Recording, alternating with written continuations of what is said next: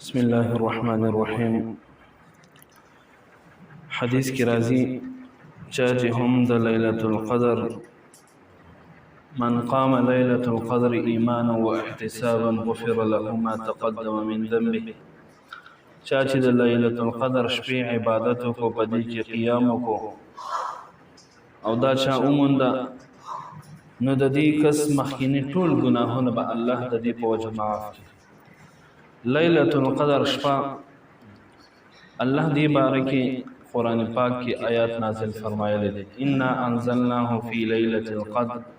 الله فرمای دا قرآن په لیلة القدر کې نازل کړی دی. لیلة القدر خیر من الف شهر او د دې شپې عبادت اجر او ثواب می د زرو میاشتو نه افضل دی، غوره کړی دی، یعنی ډیر بهتر دی. او تنزل الملائکة والروح دی کی فرشتي مراکوز شي، په دې کې جبرائیل علیه السلام هم اسمان ته دنیا ته راکوز شي. او من کل امر د هر یو خیر کار دا فرشتي راوړي. سلام د فرشتو طرف نه په دې مؤمنانو باندې څوک عبادت کوي په دې شپه باندې هغه باندې سلامونه وایي. او بیا فرمای حتی دا شپه چې دا مطلع الفجر دا د سحر راختو پورې ده، یعنی سحر راختو پورې دا شپه ده. دا خو د قرآن آیات شو، نو د زرو میاشتو نه افضل شو. بله خبره ده چې الله جل جلاله په دې کې وی قرآن ما نازل کړی دی. نو دا قرآن چې الله نازل کړی دی دفعته یو ځله د لوح محفوظ نه اسمان ته چې دی دا په یو ځله باندې او بدا په لیلة القدر کې نازل کړی شوی دی. الله جل جلاله په دې کې نازل کړی دی. او یو دې ته شب قدر، یو شب براءت دی، یو شب قدر دی. شب براءت کې به انسانانو فیصله کړي دا سړی به دومره خوري، سکي به دومره مري، به څومره کسان به مري، دا ټولې فیصلې وي. په دې لیلة القدر کې دغه فیصلې فرشتو ته اوس حواله شي. په لیلة القدر شپه کې یعنی دغه فیصلې هغه فرشتو ته حواله کړل شي. بله خبره ده چې الله وی فرشتي نازلېږي نیکي خیر کارونه راوړي. د خیر کارونه به دی کې هغه څه کوي، یعنی خیر کار دا دی چې ته دعا کوي په دغه شپه کې، نو ستا په دعا باندې امین وایي. دا فرشتې ستا لپاره دعاګانې کوي. دا فرشتې تا سره مصافحه کوي، تا سره مصافحه کوي. اوس تا سوال ذهن راځي چې مونږ خو پوهېږو نه د شپې عبادت کومه، خو په لیلة القدر د الله شپې ما ټولې روڼ کړي، ما ته پته مو ونه لګېده چې ما مصافحه چا سره کړل نه که نه. نو فرشتي نوراني مخلوق دی. او نوراني مثال داسې دی لکه په ستا په لاس باندې رڼا ولګي نو تا ته څه محسوسېږي؟ نو نه محسوسېږي. نو فرشتي هم نوراني مخلوق دی، تا ته انسان ته نه محسوسېږي. البته هغه خلقو ته محسوسېږي چې الله ته رسېدلي خلق یي، نو هغو ته بیا دغه مصافحه هغه هم ورته معلومیږي. بله خبره ده چې یاره سهاره پورې ده، نو سهاره پوری د دا شپه. مطلب دا شو چې یاره یو انسان د ماسختن نه پس لږ ذکر و اذکار تلاوت وکړي، د هغې نه پس نوافل وکړي، بیا لږ تلاوت وکړي، د هغې نه لږ خوب وکړي، بیا وروسته تهجد وکړي، نو دی په دې شپې ثواب دته هغه حاصل شو. بل دا او د سهاره پورې، بلکې داسې نه ده چې یو وخت دی، بلکې دغه نه چې شروع شي د ماښام نه، د ماښام نه واخله تر ټک سهاره پورې دا شپه ده. بل خبره دا چې یاره دا الله پټه ولې ساتلې ده؟ الله پټه ځکه ساتلې ده دا پټه چې یاره بیا به خلق اچل کو، بیا به یاره اسیم د اتیاو کالونو زیات عبادت اجر و ثواب دی بچې خرازه عمل مکوه، خو په دې باندې بروسه باندې بس یوه شپه عبادت دی او بس یوه شپه عبادت دی. نو که دا ښکاره وي خو د دغه شپې عبادت دی 80 کال ثواب دی، نو زه بس په تیاره ناست یم، نور ما ته څه ضرورت دی؟ ما د اتیاو کالو عبادت کړی دی، ما ته نور څه ضرورت دی؟ نو د دې وجې نه دا قیمتي وه، خزانه قیمتي، لکه څنګه خزانه قیمتي خو پټه یې په ځمکه کې، دغه شان شپه قیمتي ده، نو الله دا پټه ساتلې ده. بله خبره ده چې الله جل جلاله وی بدی کې 83 کالو او د 4 میاشتو نه الله د دې عبادت زیات بهتر ګرځولی، یعنی دا 83 کاله 4 میاشتې دا خو د دې 1000 شهر نه راځي. خو الله وی خیر په دې کې شپې عبادت ثواب د دین نور پاپله د الله په حساب کې د الله په علم کې ده چې د دې اجر او ثواب الله انسان له څومره ورکوي. بله خبره ده په دې شپه کې الله فرشتي پیدا کړی دي په دې شپه کې جنت کې څومره ونی چې دي دا الله په دغه شپه کې جنت کې مزین کړی دي او بل د بنی اسرائیل توبه چې الله هم په دې شپه کې قبول کړی دا او په دې کې دومره حدیث راغلی دي چې بندګانو ډیر زیاته توبه الله په دې کې قبلې بلکې ليله القدر دی ځکه الله هر د شپې په درېمه حصہ کې आवाज کوي نو گویا کې دغه غنیمت ګړل پای کې د الله په आवाज باندې جواب ورکول هغه پاسي دوه رکعت نفل الله پاغه من خوشاله شي نو دا هر وخت دغه شپه غنیمت ده ولیکن دا خاص بیا شپه د ليله القدر چې دا نو په دې کې خاص د انسان توبه الله قبلې بل خبره ده چې د دې معنی دا عظمت سره د شرف سره راځي وای څوک چې په دې کې عبادت کوي نو دا کس صاحب شرف صاحب عظمت ګرځي په دې سره یعنی لوی بلند مرتبه والا په دې سره انسان ګرځي بل خبره دا حدیث کې راځي چې یره چا هم ليله القدر شپې عبادت کو په دې کې ودرېدو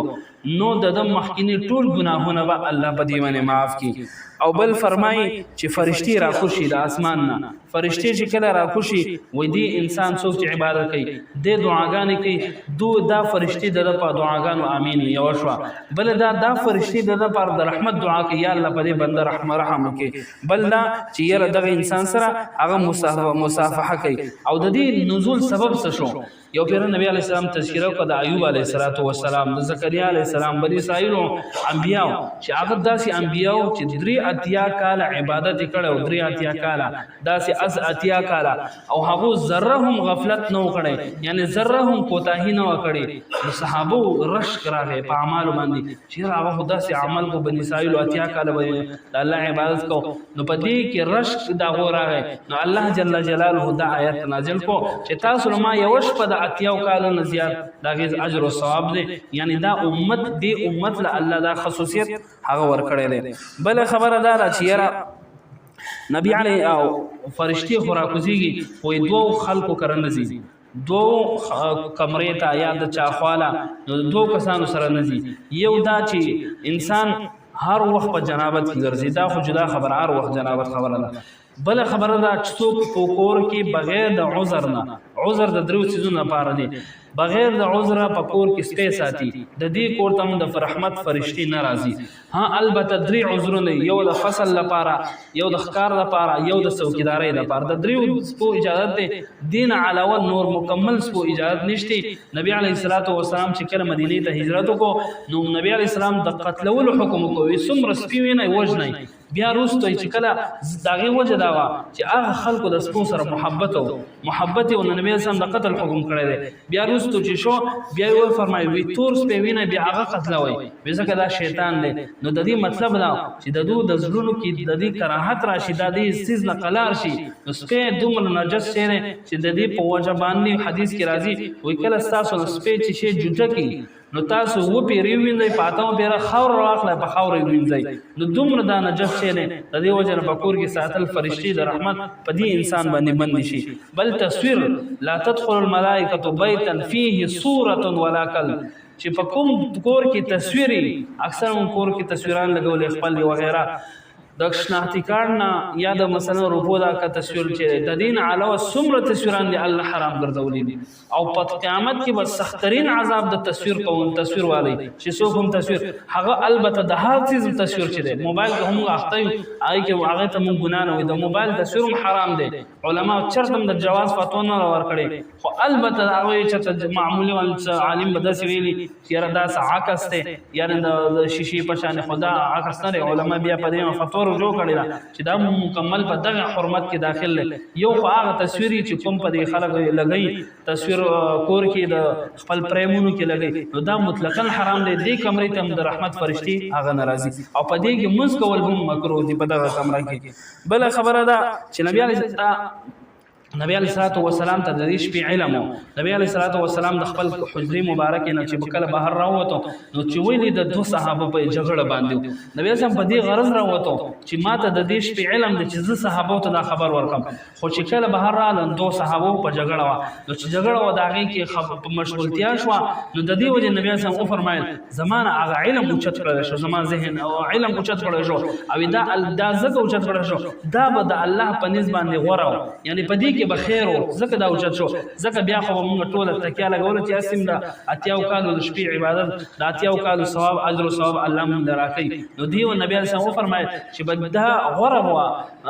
دې کې به خیری چې الله زمانه دغه علم اوچت کو نو د دیو جن علما فرمایي د جګړه دومره نجس شری چې د دې پوجا الله عمل زمونږ استاسو یو عظیم چې د اتیاو کالو ثواب د شپې عبادت هغه الله پورته کو د دیو جن فرمایي نبی علیہ السلام وڅوک چې خپل مسلمان سره د رور سره جګړه وکي ادو بیا روغنه کوي و د عمل یو اسمان ته یو لېش هم نه پورته کی یعنی د عمل پورته